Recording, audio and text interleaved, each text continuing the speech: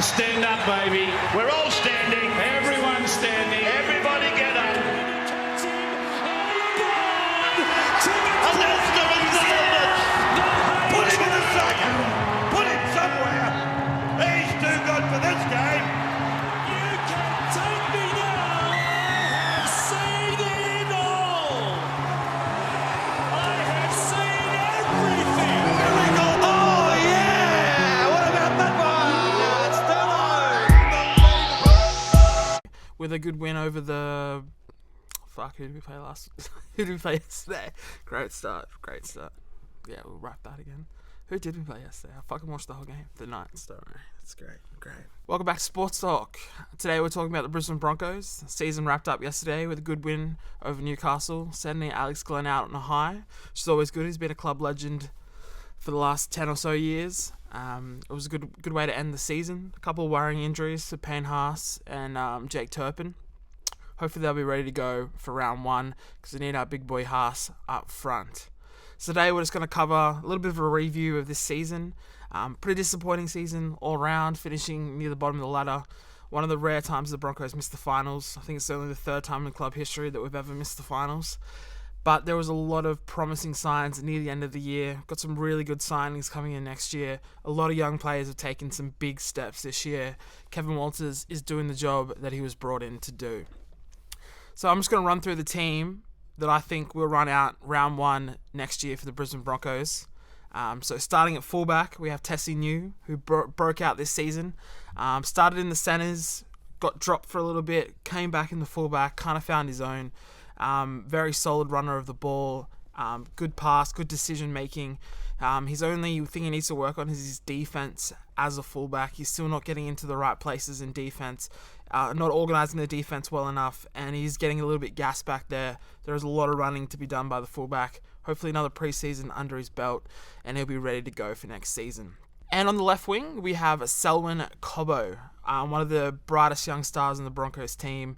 6'3", athletic, quick, powerful, very much down the Greg Inglis, Latrell Mitchell kind of hybrid type.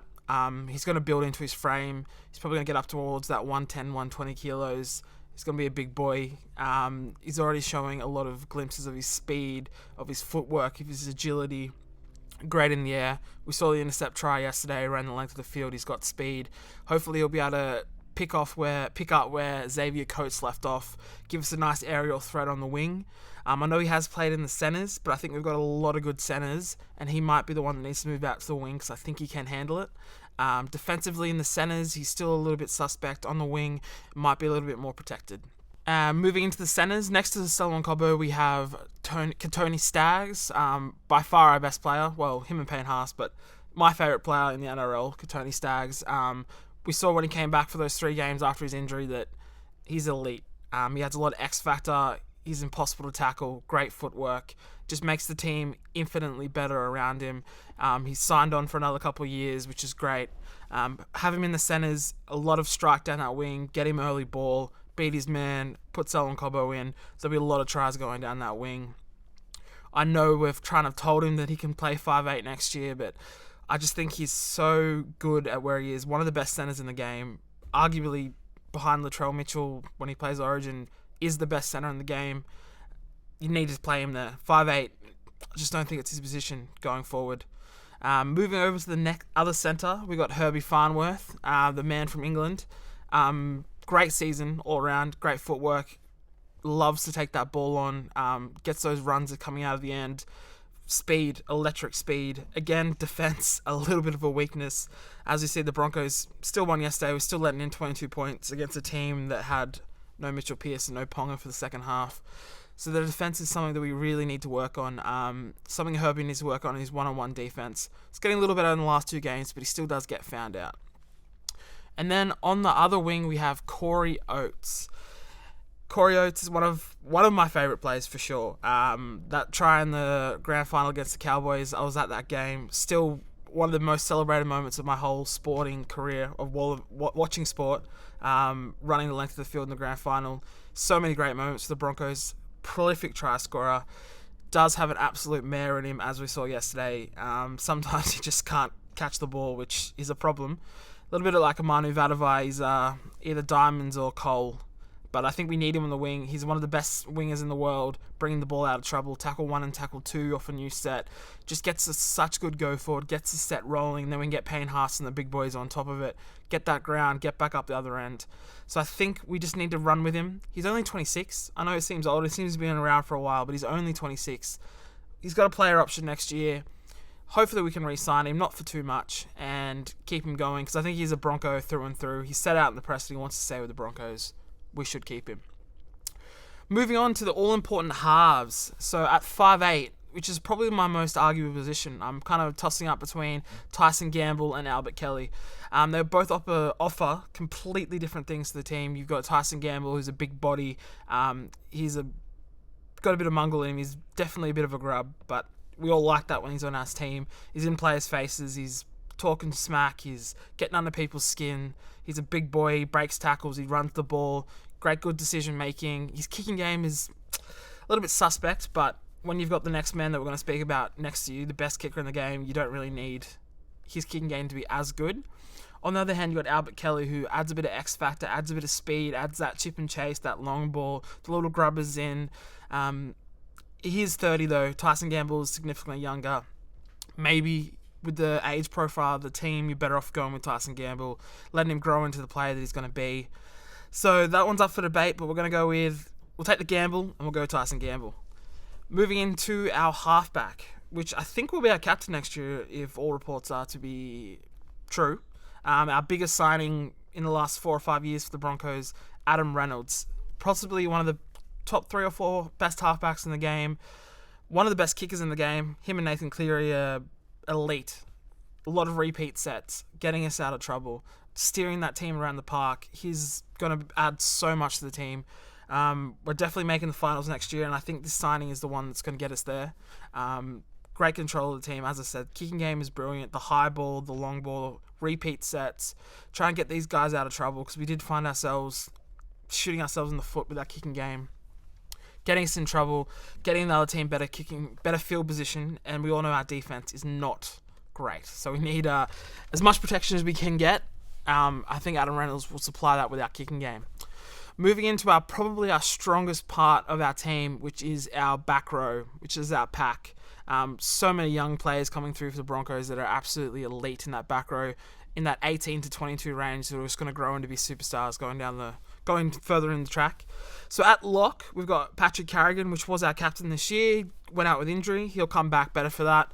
A big body, makes 100 tackles. Not 100 tackles, you know what I mean. Makes a lot of tackles. Takes a lot of hit-ups. Nice and solid. Nothing amazing, no X factor, but just solid. Gets the work done, makes his tackles, makes his runs.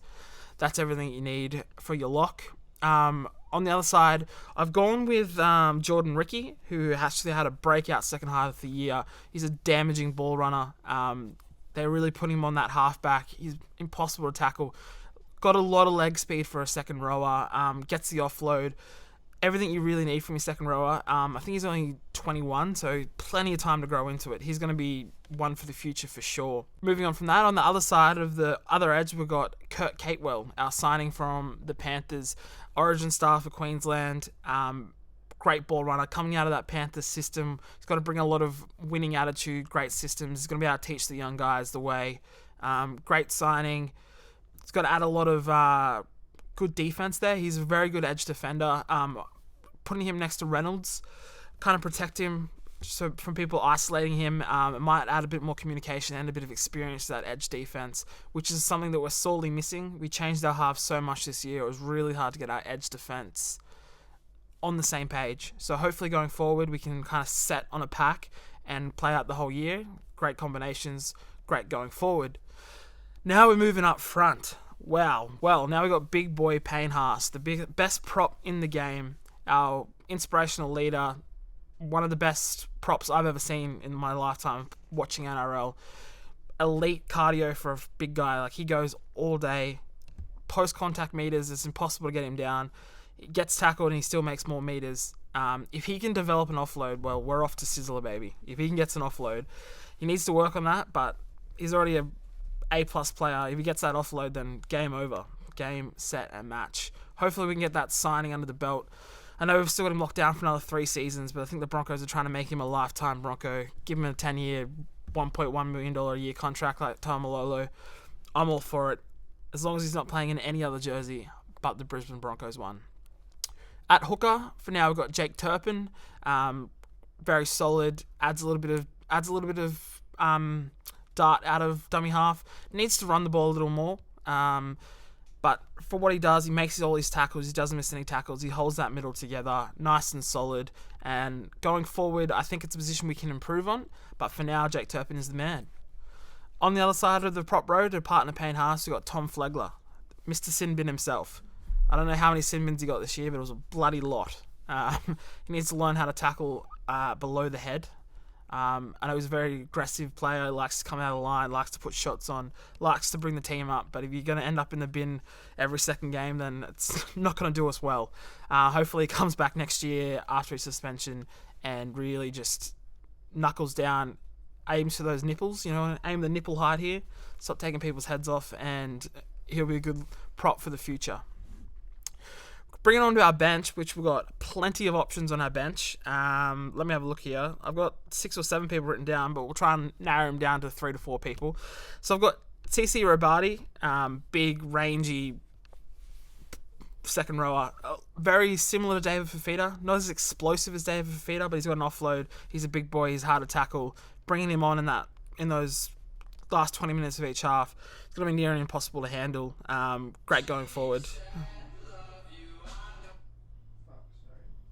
The next 2 players are 2 of my players that I think are really going to take a next step next year. 2 X-Factor players that maybe not everyone's as high on as I am, but Kobe Hetherington and Ethan Bulmer, both good footwork at the line. For front rowers and for second rowers, they've got great footwork at the line, great late footwork that really puts the pressure on the defense.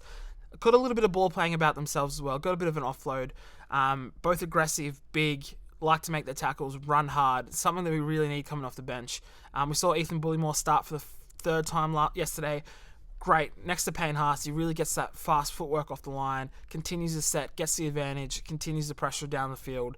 I think he'll be a great partner for Payne Haas going forward. I think Thomas Flegler's more of an 80-minute player, someone who can play the full time, and Ethan Bullimore and Kobe Hetherington can come off the bench as a little bit of impact players and carry that momentum forward. Last but not least, we've got Rhys Kennedy, the best first name in the business. Big boy, likes to offload, makes his tackles very solid, and he rounds out the 17 really well. Finally, coached by Kevin Walters. That'll be the team for next year. It's a really good team. I think we're going to be aiming for top 4 next year. I know it's a big call to go from not making the finals to make the top 4, but if any of those young players take a big step, or even a little step, the squad will be pushing right forward. So that's the team I think's going to line up. Now let's get into a little bit of the X's and O's of where we can improve the team, what I think we can improve, where our strengths, where our weaknesses, and most importantly, what signings can we still make for next year to improve our team.